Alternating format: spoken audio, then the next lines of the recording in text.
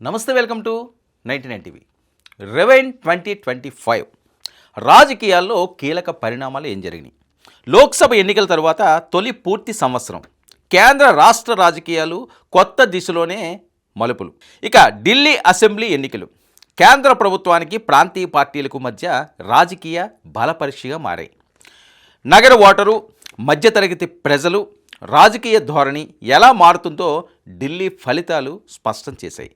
జాతీయ రాజకీయాలపై ఢిల్లీ ఎఫెక్ట్ కూడా పడింది. ఢిల్లీలో ఉన్న రాజకీయాలు ఆమ్ ఆద్మీ పార్టీ అండి, దేశ రాజధానిలో ఏదైతే ఆమ్ ఆద్మీ పార్టీకి ఒక ప్రత్యేకమైన స్థానాన్ని సంపాదించుకుంది, ఉవ్వెత్తున పడింది. చీపురు వాళ్ళు గుర్తు మొత్తం తుడిచిపెట్టిపోయింది. అసలు బీజేపీ ఊహించలేదు. అరే, హ్యాట్రిక్ ప్రధానమంత్రిగా పేరుగాంచి బీజేపీకి ఇంకా దేశంలో తిరుగులేదు అనుకునే టైంలో ఆమ్ ఆద్మీ పార్టీ దానికి గండి కొట్టింది. సరే, తర్వాత పరిణామంలో తను ఓడిపోవచ్చు కానీ ఒక సంచలనాన్ని రేపింది. ఆ తర్వాత ఆయన అరెస్ట్ అవ్వడం చేయడం, అంటే రాజకీయాలన్నీ కూడా ఎప్పుడు ఎలా మారుతాయి అన్నది దానికి ప్రత్యక్ష నిదర్శనం ఢిల్లీలోనే. ఢిల్లీ గద్దె ఎక్కాలని చెప్పి మోదీ గారు విశ్వ ప్రయత్నం చేశారు. సరే, కళ నెరవేరొచ్చు కానీ చాలా కష్టపడాల్సిన పరిస్థితి. ఇక జాతీయ రాజకీయాలపై ఢిల్లీ ఎఫెక్టు దేశవ్యాప్తంగా పట్టణ రాజకీయ వ్యూహాలపై పార్టీలు దృష్టి పెంచింది. బీహార్ అసెంబ్లీ ఎన్నికలు కుల సమీకరణాలు, అభివృద్ధి, సంక్షేమ హామీలే బీహార్ ఎన్నికల ప్రధాన హస్తంగా ముందుకు సాగిన అభివృద్ధి. ఈరోజు బీహార్ అవనియండి లేకపోతే ఆంధ్రప్రదేశ్ అవనియండి, ఈ రెండూ లేకపోతే ఎన్డీఏ ప్రభుత్వం లేని పరిస్థితి. బీహార్ కూడా అద్భుతమైన విజయాన్ని ఇచ్చారు.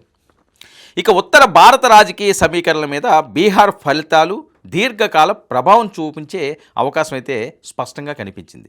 2025 డిజిటల్ ప్రసారం, సోషల్ మీడియా, డేటా ఆధారిత మేనిఫెస్టోలు ప్రధాన ఆయుధాలుగా మారాయి. 2025, 2024 అవనియండి, 2019 నుంచి 2024 ఉన్న ఆ పరిస్థితులు వేరు రాజకీయంగా. కానీ 2025 వచ్చేసరికల్లా ఒక అద్భుతమైన ప్రగతి వైపు వెళ్తుంది. డిజిటల్ మీడియా విపరీతంగా నలుమూలలా వ్యాపించేసింది, మారుమూలలో కూడా విస్తరించేసింది.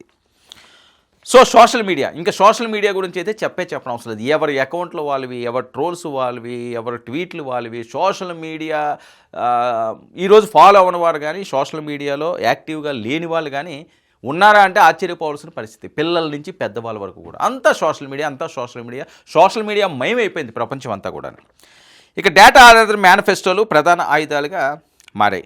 ఇక ఉపరాష్ట్రపతి రాజీనామా వ్యవహారం పెను దుమారాన్ని రేపింది. ఉపరాష్ట్రపతి రాజీనామా చేయడం అంటే ఇప్పుడు ఎన్డీఏ ప్రభుత్వం నియమించిన వాళ్ళు దాని మీద వ్యతిరేకంగా ఆయన మాట్లాడడం, ఆయన రాజీనామా చేయడం అన్నది భారతదేశ చరిత్రలో చాలా తక్కువగా అరుదుగా వచ్చే అంశాలు. సరే, కొన్ని అంశాల్లో మీరు వెళ్ళిపోండి అన్నం వేరు. ఈయనైతే డైరెక్ట్గా నువ్వు వెళ్ళిపోతావా ఎలా అని బలవంతంగా తీసి పక్కన పెట్టినట్టుగా అయింది. ఉపరాష్ట్రపతి స్థాయి వ్యక్తి రాజీనామా చేయడం అన్నది 2025 పెను సంచలనంగా మారింది. ఇక పార్లమెంట్ వర్గాల్లో ఈ అంశం కలకలాన్ని రేపింది. ఉపరాష్ట్రపతి ఎన్నికలో పోటీకి నిలిచి ఇండియా కూటమి తన వైఖరి స్పష్టం చేసింది. ఇదొకటి. ఎన్నికల తర్వాత కూడా విపక్ష కూటమిలో సమన్వయం, నాయకత్వం అంశాల మీద అంతర్గత చర్చలు.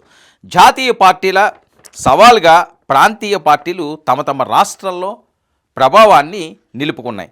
జాతీయ పార్టీలకు సవాల్గా ప్రాంతీయ పార్టీలు కూడా లైక్ తెలుగుదేశం పార్టీ అవనియండి, బీహార్ అవనియండి, ఇలాంటివన్నీ కూడా చాలా కీలకంగా. అంటే జాతీయ పార్టీలకు ధీటుగా నిలబడి ఈరోజు ప్రభుత్వ ఏర్పాటులో కీలక పాత్ర పోషించిన రాష్ట్రాలు 2024-25లో ఉండడం అన్నది చాలా ఆహ్లాదకరమైన అంశం. ఎందుకంటే జాతీయ పార్టీలు, ప్రాంతీయ పార్టీలు ఈ రెండిటికి కూడా ఆ సముద్యం ఉంటేనే వర్కౌట్ అవుతుందండి. వన్ మ్యాన్ షో అయిపోయి లేకపోతే కేంద్రానికి జాతీయ పార్టీలకి అన్నిటికీ కూడా ఆ సింగిల్ మెజారిటీ ఇచ్చేసారనుకోండి, మ్యాజిక్ ఫిగర్ ఆన్లే దాటించారనుకోండి, రాష్ట్రాలు పట్టించుకునే పరిస్థితి ఉండదు.